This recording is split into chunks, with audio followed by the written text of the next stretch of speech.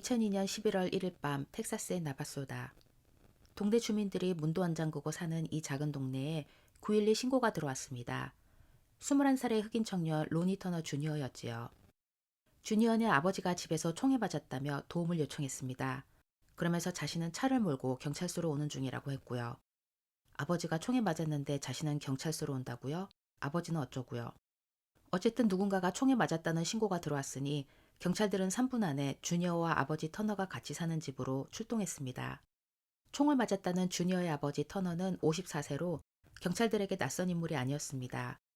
그는 부유한 장의사로 흑인으로선 처음으로 나바소타 시의회와 교육의회 의원을 지낸 마을에서 존경받고 사랑받는 이였습니다. 경찰들이 도착했을 땐 터너의 집안은 불이 켜져 있었습니다. 누군가 있는 것 같았죠. 혹시나 범인이 아직도 총을 가지고 집안에 있을 수도 있는 상황이었습니다. 경찰이 문을 두드리자 중년의 흑인 남성이 안에서 나왔습니다. 그는 터너의 동생인 로우슨이었고요. 그는 태연하게 무슨 일이냐고 묻기까지 했습니다. 이 사람이 범인일 수도 있으니 경찰들은 아무 설명도 하지 않고 그에게 밖으로 나와 달라고 요청했습니다.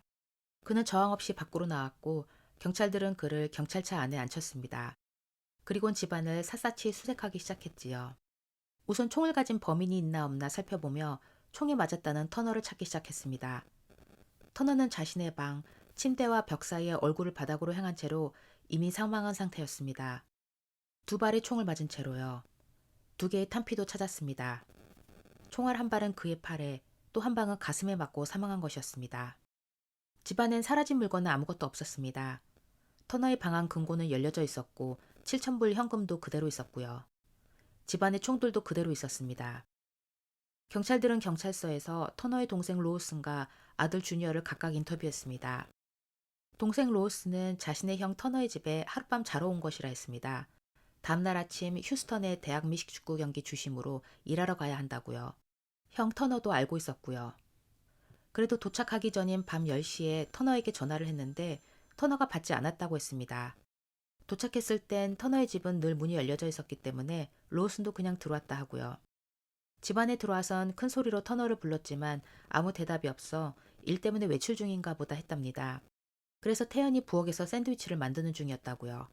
그러다 경찰들이 와 문을 두드려 뜻밖이라 놀랐다 했습니다.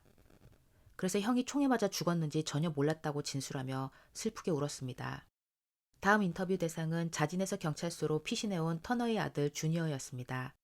주니어는 집에 왔을 때 집안에 불이 켜져 있었고 아버지 방에도 불이 켜져 있어 이상하게 생각했다 합니다. 그 시간은 아버지가 주무실 시간이었으니까요. 그래서 아버지 방에 가보니 아버지는 침대 위에 없었지만 그 옆 하얀 벽에 묻혀있는 피를 봤고 가까이 가보니 아버지가 침대와 벽 사이에 총을 맞은 채로 누워 있었다고 합니다.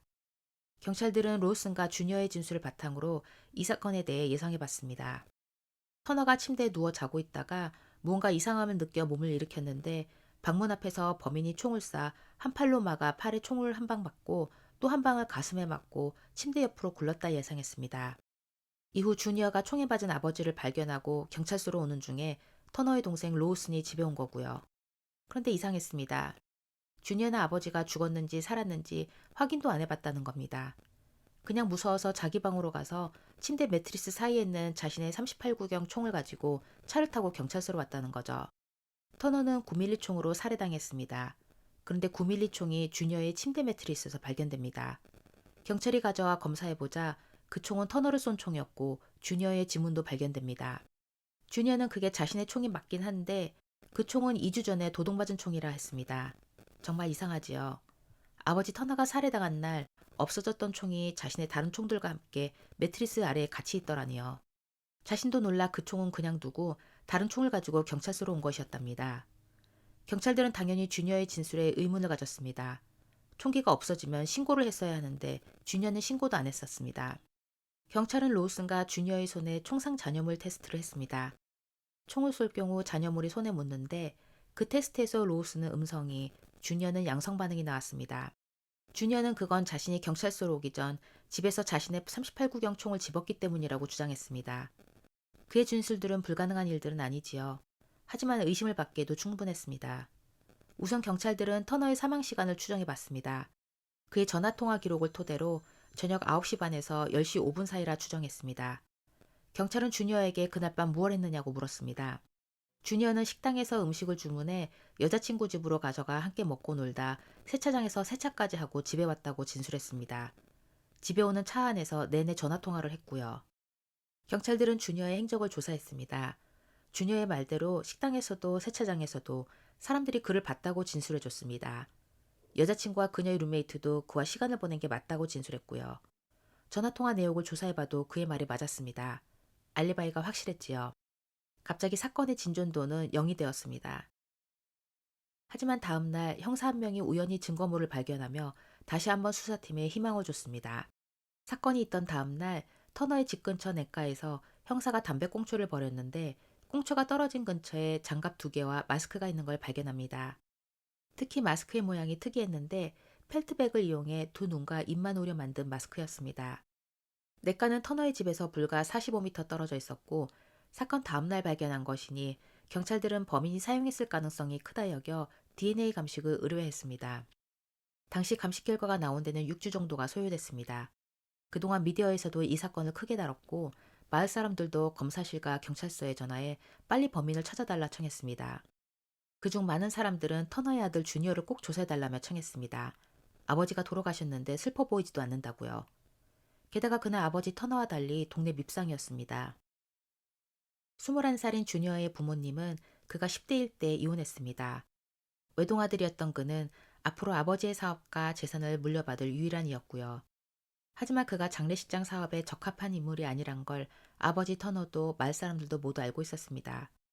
터너는 부유했어도 검소했고 열심히 일했고 사회에 베푸는 인물이었습니다. 오래된 차를 탔고 가난한 이들에겐 돈을 받지 않고 장례도 치러줬고요.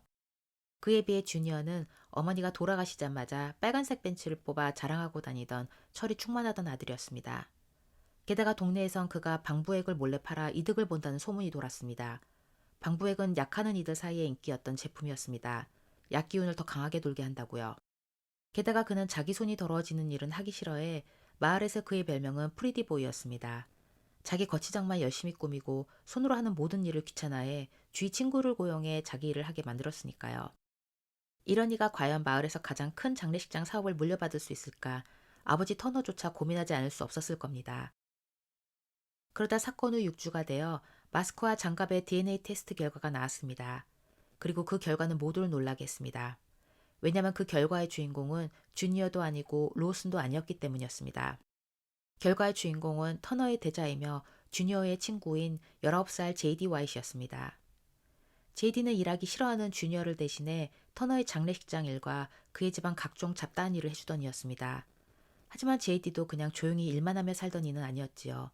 그는 바에서 돈을 훔치고 주인을 공격한 전적이 있었습니다. 터너가 사망하기 4개월 전엔 터너의 개인 수표 2장을 훔쳐 8,000불을 쓴 혐의로 기소되기도 했었고요. 그는 터너의 집에도 여러 번 출입했던 이였으니 터너의 금고 위치나 주니어의 총들의 위치에 대해서도 알고 있던 이였습니다.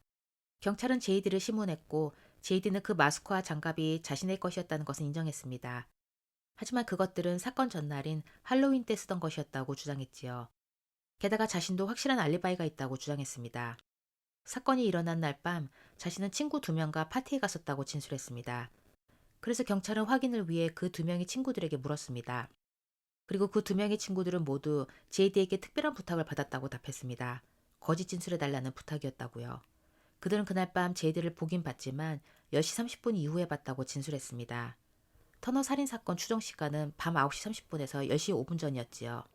처음에 완강하게 아니라고 진술하던 제이디는 조사 몇 시간 후 진술을 바꿨습니다. 주니어가 아버지 터너를 죽여달라고 자신을 고용했다고요. 그래서 주니어와 같이 그날 밤 터너의 집에 갔지만 자신은 살인을 하고 싶지 않았다고 했습니다. 하지만 자신이 거부하자 이번엔 주니어가 자신의 머리에 총을 겨누며 강요했답니다. 하지 않으면 그와 터너 모두를 자신이 죽여버리겠다고요. 제이디는 두려워서 억지로 터너를 쏜 것이라 주장했습니다. 그의 진술은 불가능한 이야기는 아닌 듯 보였습니다. 경찰들은 내내 주니어를 의심하기도 했으니까요. 하지만 문제는 주니어는 알리바이가 확실했다는 겁니다.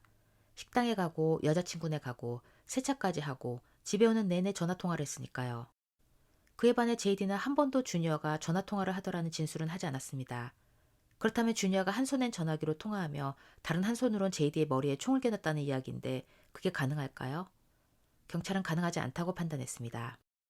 특히 사건에 쓰인 총이 2주 전에 없어졌던 총이란 주니어의 진술에 근거해 경찰은 JD가 2주 전부터 사건을 계획했던 거라 판단했습니다. 아마 살인 계획이 아니라 현금을 털 계획이었을 거라고요. 그가 예전에 바에서 현금을 훔쳤던 것처럼요.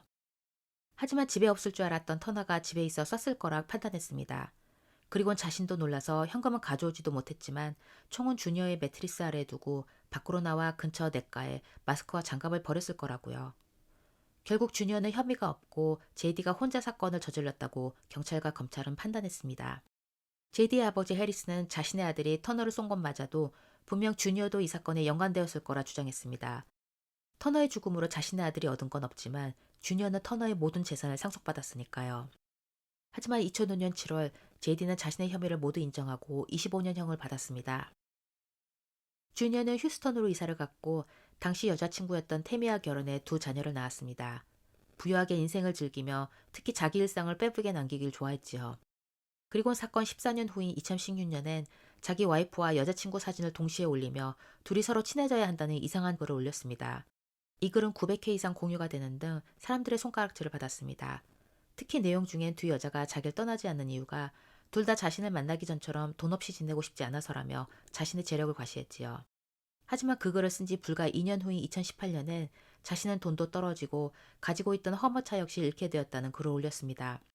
또 2년 후엔 물려받은 장례식장이 불에 탔고 다시 2년 후인 2022년엔 이혼했다 전해지고요. 많은 이들은 21살밖에 안 되던 그가 아버지의 사망 후 돈과 사업을 모두 물려받아 행운하라가 생각했을 겁니다. 하지만 아버지가 돌아가신 지 채 20년도 안 돼 사업과 돈, 결혼까지 모두 지키지 못하고 잃었습니다. 40대 초반의 나이예요. 그의 인생의 제일 큰 행운은 물려받은 유산이 아니라 살아계시던 아버지였던 것 같습니다. 시청해주셔서 감사합니다.